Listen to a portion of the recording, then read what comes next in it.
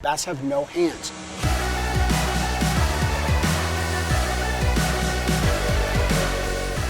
The first thing to targeting bigger fish is fishing the right areas, those high percentage areas where those fish are most likely to gonna be. And then the second thing is using the right bait. So today we're gonna be using BaitMate's UltraLive Earthworm, rigged up as a drop shot to really key in on those high percentage areas and fish it thoroughly.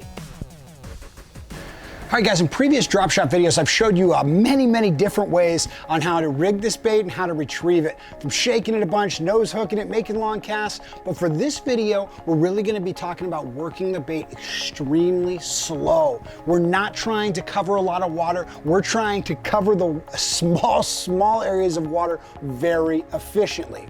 So what I'm gonna do is I'm gonna make casts to the targeted area, to where I think is the high percentage area, where those bass are hanging out, whether it's the shade, whether it's this, some little rock pile on the end of a point. I'm gonna make my cast out there, and when I feel like I'm in that zone, in the area where these fish are, I'm gonna let it sit. I'm really just gonna let this bait sit. The scent is gonna go off. These fish, they have a huge radius. They know anything that's in their domain. So they're eventually gonna come check it out.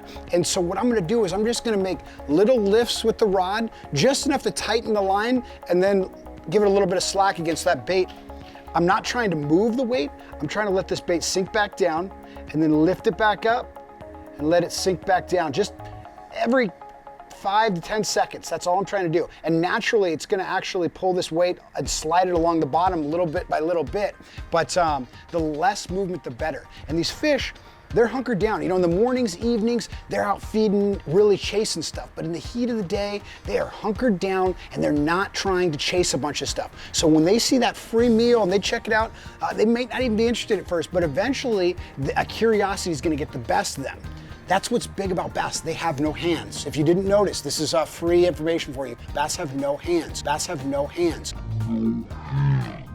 So even if they don't plan on eating something, if something's in their domain for long enough, they'll eventually just pop it up, and that's just them trying to investigate it, them trying to taste it, figure out what it is and why it's in their area, why it's in their little safety zone. And that's when you've got to be ready for that hook set, because sometimes they'll just suck it up and then spit it right out. But if you keep a bait in there long enough, bass, especially those bigger bass, and they're territorial, they want to check things out, they're investigators, they'll eventually hit that bait. And that's the pattern we're trying to do with this. So it's so important to keep this bait in the strike zone, because we're fishing it so slow, you've got to make sure it's in that area for as long as possible. So when talking about areas, let's figure out the locations you need to fish to maximize your success out there. So all the usual suspects are the key areas we're going to target with this drop shot. Long points, any kind of structure, whether it's docks, pilings, just those obvious bassy spots. But what I really want you guys to key in on is the spot on the spot. It's what it's called by a lot of anglers. And that is when you have an area that's very fishy, that looks like a good area, whether it's a long point or a dock or something, there's usually an area on that structure that's called the spot on the spot. So let's just say, for example, you have a long tapering point, but then off to the side, just on the side of that point, is a rock pile. That is going to be probably your high productive area. That's going to be where the majority of the fish hang out for the most of the time. And so that's going to be the spot on the spot. Also, if there's docks, if you've got a long dock and there's a brush pile on the back inside corner, that's going to be the spot on the spot. That is the area where that's where the fish are going to be hanging out. They may move around a little bit in that area, but that's their home. That's where they feel the most comfortable. So when you're out fishing, you've got to go to experience. You've got to remember, where are these spots where I keep catching fish? If I fish a big long dock, where's the spot I always get bit, or I get bit the majority of the time? When I fish this point, where is it that I get bit the most on that point? And you're usually going to find out there's something different about that spot that actually is that's why those fish are actually hanging out there and spending all their time. So another thing is finding something that's different. The spot on the spot, well, that also exists for a whole range of terrain. So if you're looking at a bunch of docks, you've got a row of docks, they all look great. Fish love docks, there might be fish under all the docks. But the reality is that a lot of times that bigger, longer dock is going to be the most productive one. The reason being is it's got access to deep water and shallow water, right? Those fish, if they want to be in shallow water, they can move right up along that dock to the shallow, right up in the shallows, or they can move out deep to that deeper water and feel comfortable, get that cooler feeling out there. Now, also with a bigger dock, you're going to have more shade. So when it's hot summertime weather, those fish want to hang out in the shade. So do all the other bait and stuff like that. So that's going to be a huge gathering for any fish trying to get out of that heat and trying to get some cooler temperatures. The last thing is, those bigger docks oftentimes have more structure. You've got more pilings, you've got more even old pilings that have fallen in that you can't even see. A lot of times the bigger docks are more fished. The community fishes them a lot more, so they're putting brush piles, and so it's just got a whole lot more activity there, which attracts bait fish and attracts a lot more bass. You know, the bigger an area that the bass has to hang out in, the more it's going to be hanging out, the more it's going to attract those bigger bass. So using that logic, you can really apply that to any type of structure you're fishing, whether it's a row of tules, but then there's tules that stick out further. That's going to be your spot on the spot. You know, even though those tules might all contain bass, the highest percentage area where you really want to slow down is going to be that little point, those tules that stick out a lot farther. Same thing with points, those long gradual sloping points. You know, you can have all kinds of different points, but the long gradual sloping ones that maybe have a little steep side to them, that's going to be the areas where those fish can move up and down. They can escape to deeper water, but they can also ambush any kind of bait fish coming across there and everything. So always be looking for more. That's the whole point of this.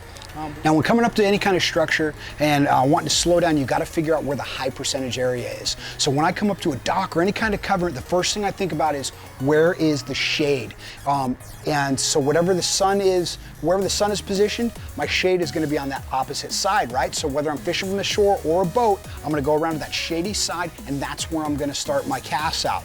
And anytime that you can make a cast that is in the shade the longest, that's what I'm going to want to do. So if I can flip way underneath that dock and bring it through the through the pilings and stuff and keep it down there for a long time, that's going to be the best, because the longer that bait sits, the longer it's down there, the more curious these fish are going to get, and the higher percentage of you getting one of these guys to just commit and you catching a bigger bass. Anyway, guys, the point of this technique is to maximize your time with the right bait and the right presentation in the right area for long periods of time. And by doing so, you will increase your chances of catching bigger fish. Now, wherever you fish, wherever you catch fish right now, chances are there's something about that little spot that maybe you're not aware of. You know, that you can go, hey, I fish along this rock bank all the time, but right when I get to like a third of the way down, that's where I can always count on catching a fish right there. You just know, you feel you're gonna catch one. Now, the reality is that might be because there are some rocks that have fallen down that rocky bank and stick out a little bit further, or there's some kind of ground that's got some grass growing up. There's something different that attracts those fish to that spot. So you should always be looking for those areas and identifying them. And once you know those sweet spots, you can slow down with baits like this and techniques like this and catch more fish and be even more consistent with catching some bigger fish and quality stuff. Anyway, guys, I'm Travis with Lucky Tackle Box. Get out there, try this technique, looking for the spot on the spot, really taking your time, and by using this little drop shot rig, rigged up with this little BaitMate's Earthworm, you're gonna like this, guys. This is a little bit different than we're used to seeing, but that scent is gonna be crucial, really slowing down. I think you're really gonna enjoy this. Anyway, guys, if you enjoyed the video, give us the thumbs up, comment in the section below. I'm always making sure to respond to any of those comments. We appreciate your support. Subscribe to the channel so you can get updates on when we post new videos and such. But anyway, guys, I'm gonna get back out on the water and go fishing. I will see you on the water.